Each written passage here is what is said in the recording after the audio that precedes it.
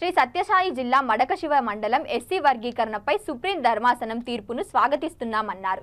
ముఖ్యమంత్రి Chandrababu Naidu మడకశివ MLA MS రాజు 1996లో justice Ramachandra Raju commission వేసి దేశంలో తొలిసారిగా ఎస్సీ వర్గీకరణపై ముందడుగు వేసిన పార్టీ తెలుగుదేశం పార్టీ అని తెలిపారు.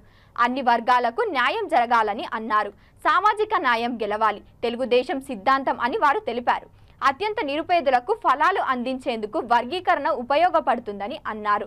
దళితులు ఐక్యంగా ఉండి అభివృద్ధి సాధించి ఆర్థికంగా సామాజికంగా వారి జీవితాల్లో వెలుగులు రావాలని వారు కోరారు. ఈ రోజే సుప్రీం కోర్టు అయితే ఒక జడ్జిమెంట్ ఇచ్చారు. ఏదైతే నేను 96లో సామాజిక న్యాయం కోసం ఏబిసిడి కేటగరైజేషన్ తీసుకొచ్చాను. దాన్ని ఈరోజు సుప్రీంకోర్టు తీర్పిస్తూ ఆ రోజు చేసిన నిర్ణయం సబబైన నిర్ణయం, న్యాయమైన నిర్ణయం, చట్టబద్ధత ఉందని చెప్పడం జరిగింది. మేమెప్పుడు కూడా సామాజిక న్యాయం కోసం ముందుకు పోయాం. సమాజంలో ఉండే అన్ని కులాలకి, అన్ని మతాలకి, అన్ని ప్రాంతాలకు న్యాయం జరగాల్సిన బాధ్యత ఉంది.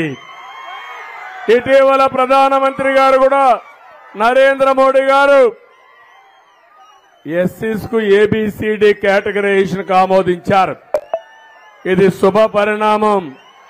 నేను ఒకటి హామీ ఇస్తున్నా, ఎవరికి అన్యాయం జరగకుండా అందరికీ న్యాయం జరిగేట్టుగా ఏబిసిడి కేటగరైజేషన్ ద్వారా సామాజిక న్యాయం చేసే బాధ్యత మేము తీసుకుంటామని మీ అందరికీ హామీ ఇస్తున్నా.